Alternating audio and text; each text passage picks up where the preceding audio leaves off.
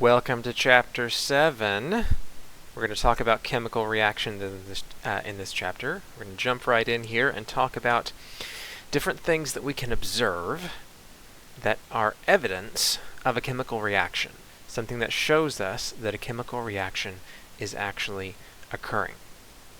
It's not always easy to tell, actually, whether a chemical reaction is occurring. Sometimes it is blatantly obvious, like the fire coming out of the backside of the space shuttle as it shoots up into the sky. It's pretty obvious that's a chemical reaction that's occurring there. The fire kind of gives that away. But it's not always so obvious. Sometimes there are chemical reactions occurring, and it's kind of difficult to tell. And what's even stranger is sometimes it looks like there's a chemical reaction happening, and it's actually not. So we're going to actually discuss kind of both of those in this video here. So here's a few things, and this is pretty much going to be this whole video that we're doing for this start of Chapter 7. Is just talking about things that are evidence of reactions, but not proof. None of the things that we're going to talk about here, with maybe the exception of fire, there's not really any way to have fire without a chemical reaction occurring. With most of the rest of this stuff, it can seem like there's a chemical reaction occurring. You can have the evidence of a chemical reaction, but it's not 100% of the time going to be proof that a chemical reaction is occurring. So some different things that are evidence, possible things that could point you in the direction of a chemical reaction occurring. First one here, if you have a solid that forms when you mix two liquids together. This is what we call a precipitation reaction. Now, this is going to be very, very rarely would there ever be a case where this would not be a chemical reaction. But I could definitely see certain situations where maybe, for example, if one of your solutions was supersaturated solution, which is something that we're not going to worry about at this point, but just so you know, there is a thing called a supersaturated solution where it is just right on the brink of having solids formed in it. And pouring that solution into another solution very well might cause a solid to form. That's really the only exception that I can think of. For our purposes, anytime we mix two solutions together and a solid forms, we're going to say that's a chemical reaction. We're not going to worry about the very rare exception to that. If we mix two solutions and some solid forms as a result, that's a chemical reaction. And that's what we can see here.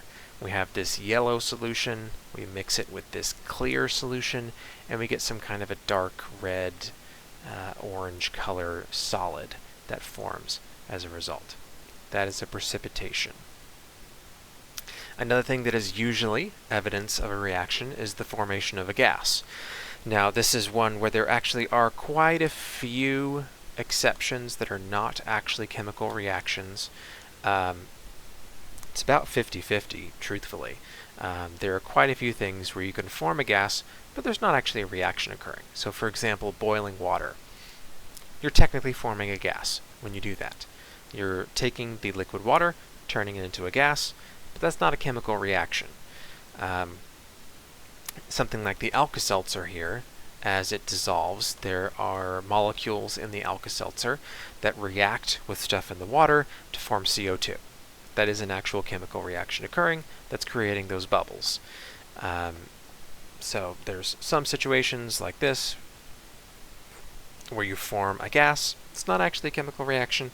And then there are other ones, like this one here, where it is a chemical reaction. For our purposes, once again, though, we're not going to focus on the exception to the rule, even though this is one that has quite a few exceptions. If we see something, if we see a gas forming, you can feel free to check with me just to make sure, but for every purpose I can think of in this class, if we're forming a gas, you're safe to assume that it's a chemical reaction that's occurring. Another thing, color changes. Usually, if something changes color, it's because there's some kind of a chemical reaction that's occurred. This is not always the case. And this one, truthfully, kind of skirts the edge between what is a chemical reaction and what isn't. A lot of stuff like the heat. If something gets heated up, it changes color to tell you that the food isn't safe to feed to your child, things like that. My understanding is, and I'm not an expert on silverware that tells you if your food is too hot to feed to your children, but my understanding is the way that those types of materials work is that when you heat them up, the molecules change their conformation. They shift how they're positioned, and that's what causes them to change color. And so it kind of skirts the edge as to say, well, the molecules are changing the way they're oriented. They're not really connected together the same way. So that's kind of a chemical reaction. But then again, it's not like you're creating a whole new molecule. So it's kind of right on the edge there. But most of the time, once again, if we're going to see a color change, that's going to be caused by a chemical reaction. So kind of similar to what we saw back here. There's kind of a dual indications of a chemical reaction. Not only do you have this yellow solution essentially going away and becoming this red color, but you also have the solid formation. So it's kind of two things going for it there. If you have heat absorption or emission, that is also evidence of a chemical reaction. So a cold pack, for example, when you break the little water pouch inside the cold pack and it mixes with the salt that's inside of there, there is a chemical process that's occurring, and it really is just one molecule dissolving in another, but it's enough of a chemical process to call it a chemical reaction, and it absorbs heat when it does that. That's why it feels very cold to us, because it's sucking all the heat out of us. And so usually, once again, there's exceptions to practically all of these. Usually this is evidence of a chemical reaction. And for our purposes, we are going to assume that it always is. And I believe the last one here, so the last one here is a light emission. This is often caused by chemical reactions, but not always. There is quite a bit of light that is produced not by chemical reactions, but just by movement of electrons that stay where they are. So you can have quite a few chemical reactions where electrons move from one atom to another atom, or one molecule to another molecule, and that would indeed be a chemical reaction. But if you have electrons that are just moving around and staying inside the same atom, which they can do, we'll talk about that in a later chapter, that's not actually a chemical reaction. Very often, if something is giving off light, it's because it's undergoing a chemical reaction, but there are quite a few exceptions to this. Quite a few. Most of the light bulbs in your house, I would hesitate to say they're undergoing chemical reactions when they're giving off light. Maybe somebody might disagree with me on that, but I would not put that in the chemical reactions category. However, if you've ever seen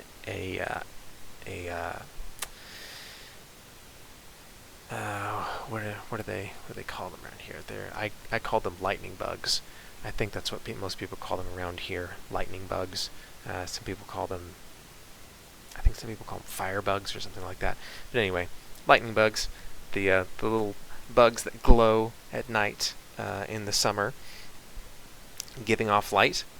There is a chemical reaction happening in the bug that is giving off light. That's how they produce their light. So there are quite a few examples where if something is giving off light, it is being caused by chemical reactions. Alright, so quick question here, a quick example problem. Which changes involve a chemical reaction? So go ahead and take a look at these four. Pause the video and see if you can work out what you think, which of these, and it can be more than one, it could be all of these could be chemical reactions, it could just be one of these. I'm not telling you one way or the other.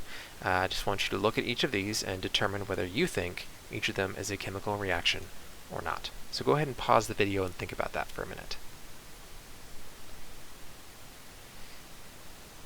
All right, hope you gave this one a shot. Let's go ahead and talk about each one of these four. So the first one here, ice melting upon warming. This is not a chemical reaction. This is just water changing phases. A phase change is not a chemical reaction.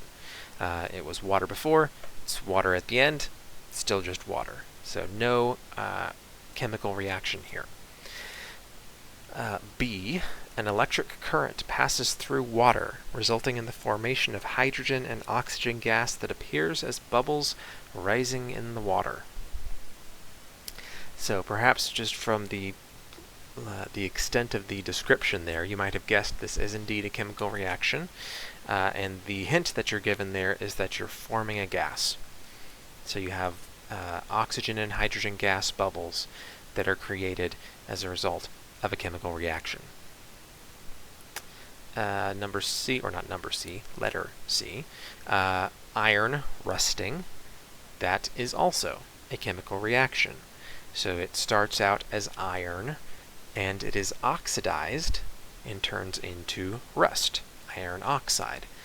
The thing that gives it away that this is a chemical reaction is actually kind of twofold. Number one, you have a color change, because iron is normally just kind of a dull silvery color, and rust is usually a bright red-orange color. So you have a definite color change, but then also you have a material's properties change as well, because rust is much weaker and flakier, and it doesn't hold together like iron does. Any major physical changes in a material like that are also a good indication that something has been done to the material. Some kind of chemical reaction has occurred. So then the last one here, bubbles forming when a soda can is opened.